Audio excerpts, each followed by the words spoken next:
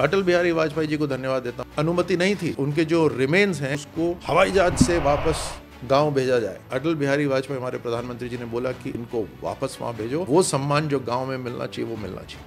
और उस कारण से आप देखिए, जब आज कभी कोई बलिदानी का अंत्येष्टि होती है तो हजारों लोग चल रहे होते। अपने बहुत नजदीकी साथी को वहां पर बलिदान हुआ, उसकी पत्नी को स्ट्रेस से कैंसर हुआ, वो भी खत्म हो गई। अब उसका इकलौता बेटा है, आज वो भारत की सेना में।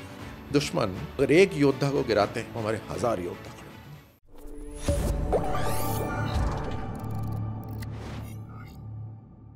आपके परदादा जी, दादाजी, पिताजी और आप सब लोग वॉर से डायरेक्टली इनडायरेक्टली जुड़े रहे हैं।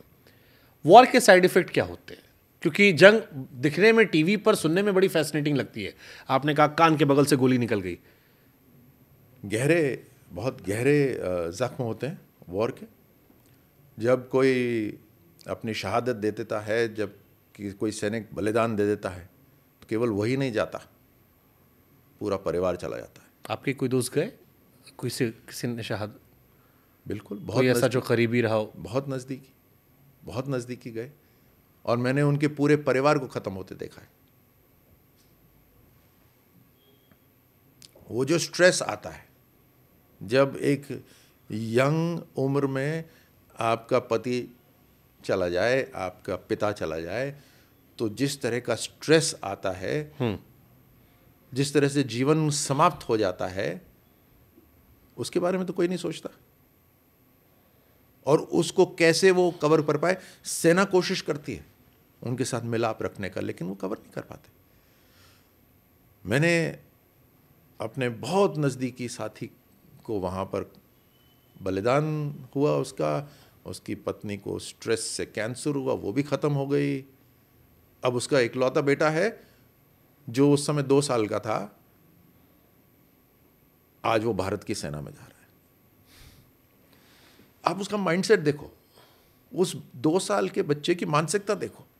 उसने कितना देखा अपने पिता को, केवल 2 साल, लेकिन उसके जहन में, उसके दिमाग में इतने सालों से चलता रहा कि आतंकियों ने खत्म करा है ना, मैं सेना में जाऊंगा।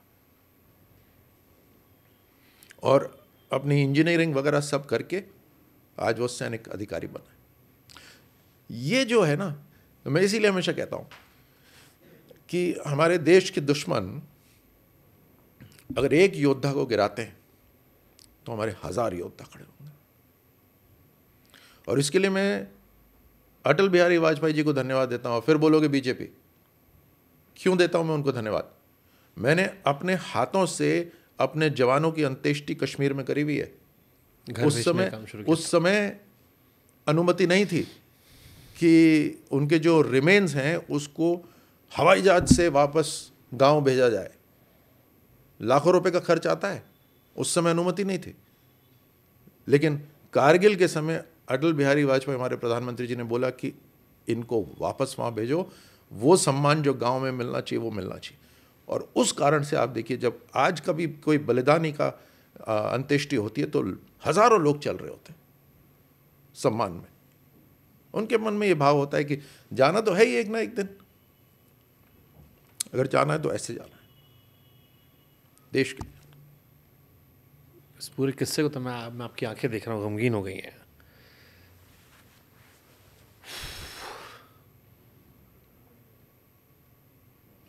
पानी ले सकते सर?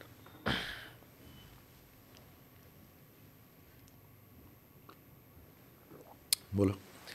आपको लगता है कि इंडिया में 2 हाइपोथेटिकल क्वेश्चन है, सबको एक छोटे टाइम लिमिट के लिए आर्मी से रिलेटेड कामों में सर्व करने के लिए रखना चाहिए, ताकि एक बेसिक ट्रेनिंग, एक बेसिक पैरामीटर सेट हो जाए, एक बेसिक लिविंग लाइफस्टाइल जीने का तरीका जो वहाँ से आप सीख कर आएंगे, वो स्टैंडर्डाइज हो जाएगा, जिसका इम्पैक्ट आप जीवन में कोई भी काम करेंगे तो वहाँ दिखाई पड़ेगा? एनसीसी हुआ और मिलिट्री एकेडमी, ये सैनिक स्कूल हुए, मिलिट्री स्कूल हुए, एक तरह से वैसा ही रहता है। और ये भारत के लिए तो अच्छा होगा ही, एक अनुशासन जीवन में आता है। जब आप एक सैनिक को देखते हो तो केवल वर्दी तो ना, उसके पीछे क्या है? उसके पीछे कमिटमेंट है, डिसिप्लिन है, अनुशासन है, उसके अंदर एक ऐसा वो भाव है कि मैं हर चीज़ से मैं गुजर जाऊंगा, ये भरोसा है, आत्मविश्वास, आसमान पे चढ़ा हुआ होता है आत्मविश्वास। आप देखिएगा जब आप मैं अक्सर ही कहता हूँ कि जब आपको कोई सैनिक सम्मान देना चाहेगा, राइट, तो और सीधा खड़ा होगा, राइट, और आपके लिए, आपके ऊपर गर्व करेगा, आपके ऊपर जान देने को तैयार हो जाएगा, सैल्यूट करेगा तो सीना तान क्या करेगा, राइट। राजनीति में उल्टा होता है ना। सही बात है। लेकिन वो लोगों को अच्छा लगता है ऐसे करके, मोदी जी को नहीं अच्छा लगता। मोदी जी बोलते हैं पाँव छूना बंद करो। राजनीति में जो ऐसे होता है ना, मोदी जी ने बंद कराया हुआ है, क्योंकि वो इस बात को समझते हैं कि अगर भावना अच्छी है तो दिल में अच्छा, बाहरी दिखावा नहीं। एक सैनिक का जो सेना क्या करती है, कॉन्फिडेंस बिल्ड करती है, आपको विश्वास दिलाती है, बड़ा विश्वास। उस विश्वास के कारण आप हो तो वही नागरिक ना, वहीं से आयो, उसी गांव से आयो, लेकिन आपका कूट कूट के अंदर विश्वास भर देती है, आत्मविश्वास भर देती है कि दीवार के अंदर भी दौड़ के जाओगे तो दीवार टूटेगी,